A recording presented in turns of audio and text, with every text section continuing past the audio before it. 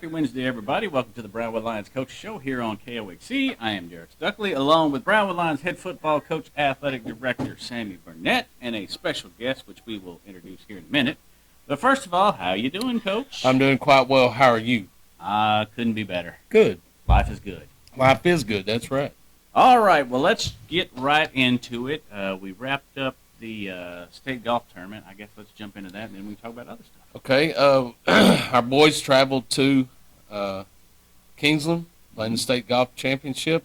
I listened to the radio yesterday as I was driving in. I could hear it all the way to Kingsland, and it was neat to listen to Randy Turner. What he said, he was talking about sports coming up, or the schedule in sports, and he said it's the first time in 4 decades.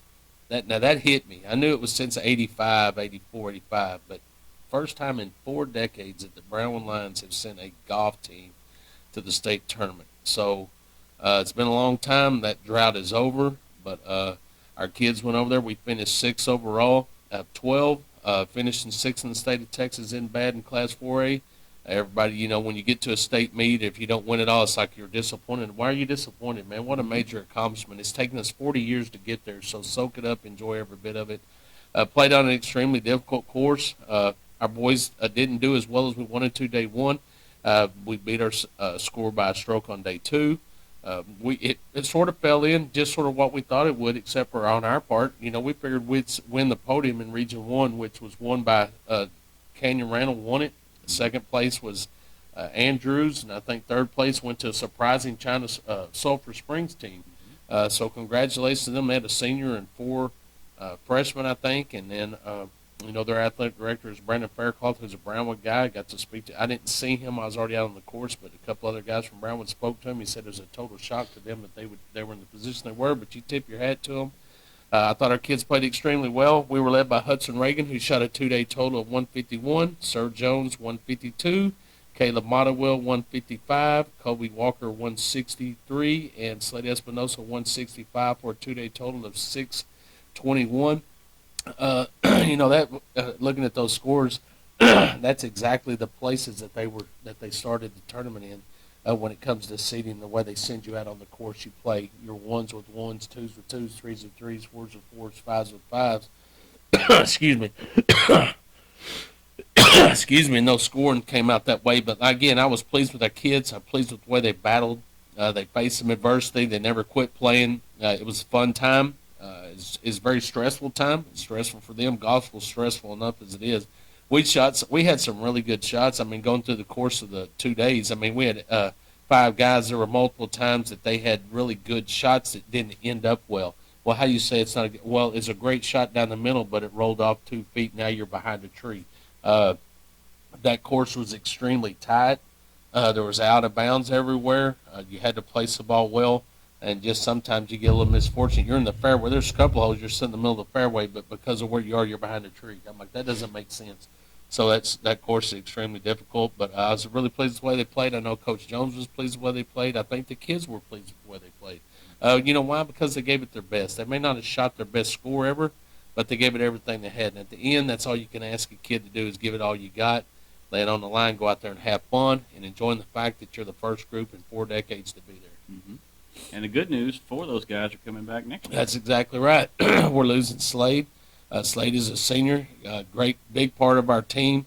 He's the one that keeps you light most of the time, and it's all fun and games and keeps you joking and laughing. But when it comes time to play, he, turns it on, and he's a high-level competitor and was out there doing the best they can. But we'll definitely miss Slade.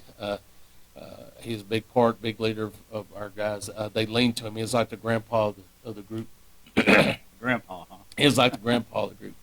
We'll talk to Coach Jones a little yesterday, and he kind of compared this to regionals, how it took them a couple of times before they got in the top 3, and kind of compared the state trip, the same thing. Maybe if they can get back there next year, get on the medal stand. Yeah, same thing that, Coach Wood would always talk about in football. You got to get them to a level where they feel like they can compete at the elite level. Then you got to realize you can compete at the elite level, and you go from losing games big to losing games small to all of a sudden you win games small and then win games big. It's no different than any other sport. You got to get to that level and then realize that you can compete at that level, which we've done. We've made it through the region finally, Now we made it to the state, and we didn't lose big, but we lost medium. But now I think we keep compounding that, and those kids realize that they can play. They will. You got youngsters coming up. Peyton Sharp is one of them that crosses my mind. He's a freshman that played really well and battled for that sixth position. You got Grant Gray. You got Will Stewart. We got a lot of kids coming. I'll probably miss one or two, but we got a lot of kids coming through there that have the ability to play, and they're going to grow. Yeah. Should be another good year next year. But before we think about next year, let's kind of hit on some things we got coming up. Of course, 7-on-7's back in action this week. We talked a little Monday about this past week at Justin Northwest. So, your thoughts on 7-on-7? You know how I feel about 7-on-7, but the results of our 7-on-7, like I said before on the radio show, I know it was remote and it's difficult to do that. I think our kids played hard. We blew some assignments defensively that gave them easy touchdowns. We should have beat Graham. Talking to Coach Jones, we didn't do it. Had opportunities to score when they had made stops to go up 2 or 3 scores, and usually when you can do that in 7-on-7, it's hard to overcome those because you just don't have enough time. But we didn't do that. Didn't take care of business. I expect a little bit of that because we're young and we got some guys in positions that aren't used to working with Ike. Ike's not used to working with them. It's a different playbook. It's more involved. Coming from the the JV to the varsity, it's a more in-depth playbook that the kids got to learn, so they're still doing that. But no excuse. I said before, I think the one thing that sticks out to me right now that's rearing its ugly head is we have a couple of issues in communication with teammates. We will fix that. Quentin's a big part of it. He's sitting right here. He's a big part of our team and what we do.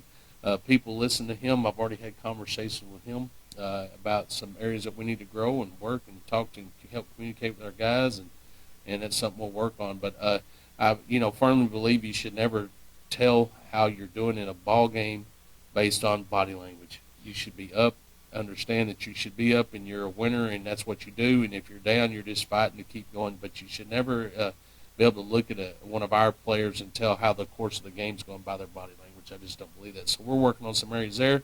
Got an opportunity to do that this week at Burnett. We'll play Friday. It's an 18 tournament, so there'll be one team qualifying.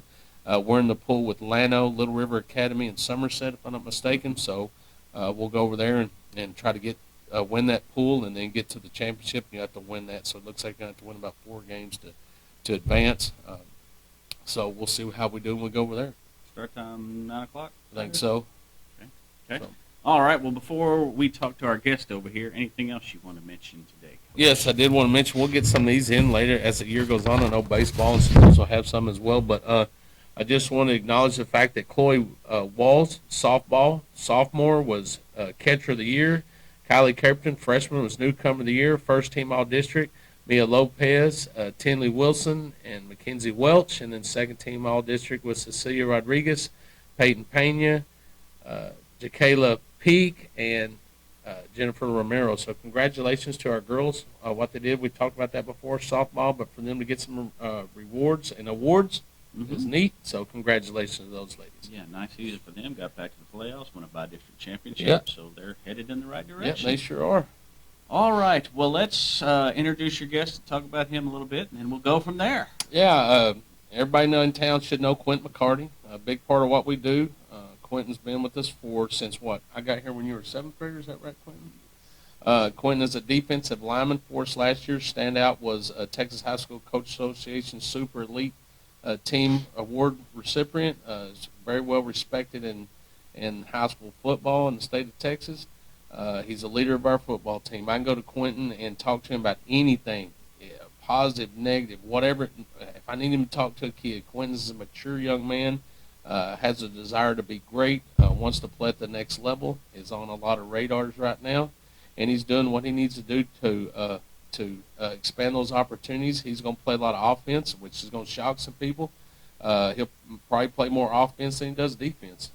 Those are some areas that we're working through, and Quentin's attitude on whatever I got to do to be successful, for our team to be successful, is what I want to do, Coach. I addressed that in off season. I just put him over and said, a marketing tool for him at the college level is be versatile, whatever position that may be. Let them see you play offense, let them see you play defense, but be good at whatever position you play. And his response to me was, I'll never forget his, was whatever I need to do, Coach, for our team to be successful, I'll do it. It wasn't whatever I need to do for me. It's whatever I need to do for the team. and that's always been Quentin's mentality.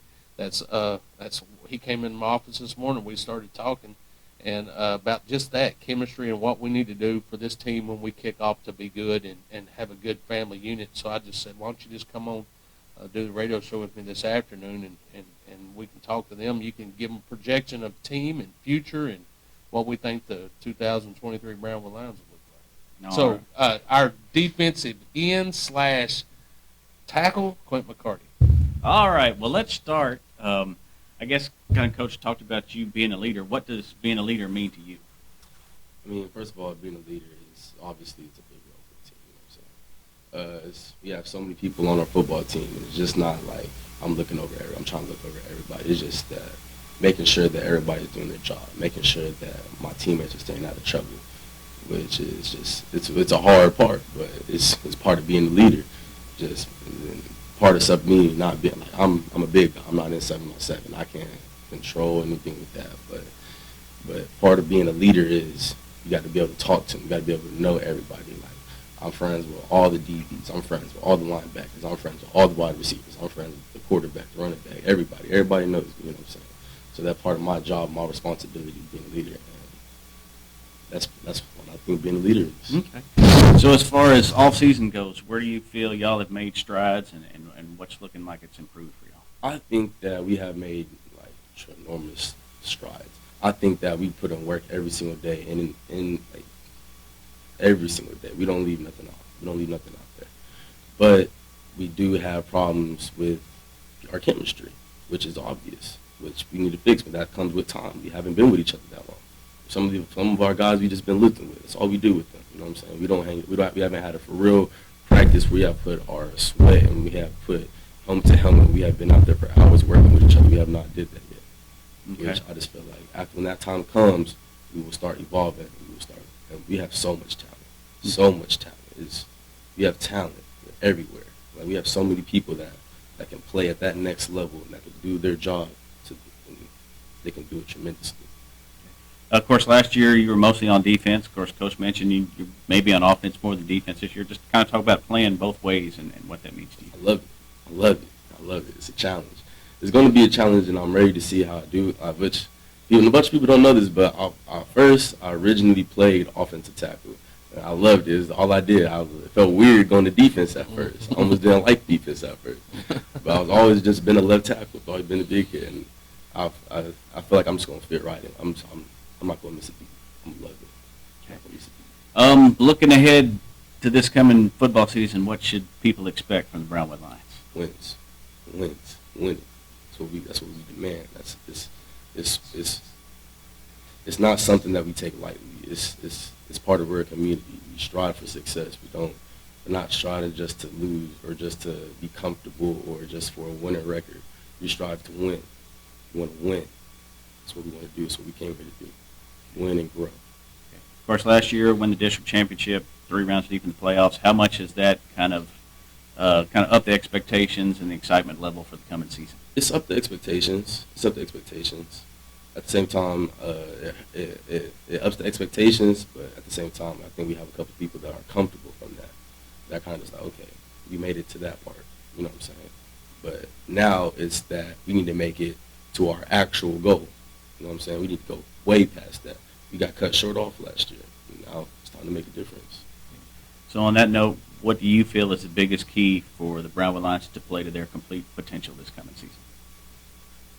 I think our biggest key is to stay focused all throughout the year. When we start being successful, that's not enough. When we make a mistake, we need to learn from the mistakes, and we need to move on to the next play. We hold a bunch of grudges against ourselves, and I think we hold ourselves back from so much more than what we can do. And that's our biggest problem that I can say that we have that we need to fix. So how eager are you for 2 days to get here? Oh man, hasn't left my mind a day. I'm ready. It's time. All right. Well, I think we're all ready. It's not hard to see his passion. He's exemplifies what it means to be a Brownwood Lion, period. It's important to him. He's not afraid, like I said, he's not afraid to tackle the issues with teammates.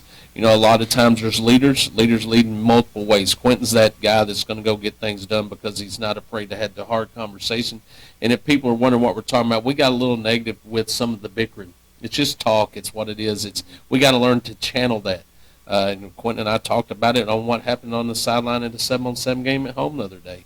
And we have addressed it. We've moved on. That's what we're talking about. We're not afraid to expose our sores a little bit, but we got to learn to grow through that. We got to understand how to handle that emotion. I mean, football is a very passionate, violent sport. You got to have a competitive drive. You got to learn to channel that competitiveness in the right way, which is part of growth. I mean, and that's what we're doing.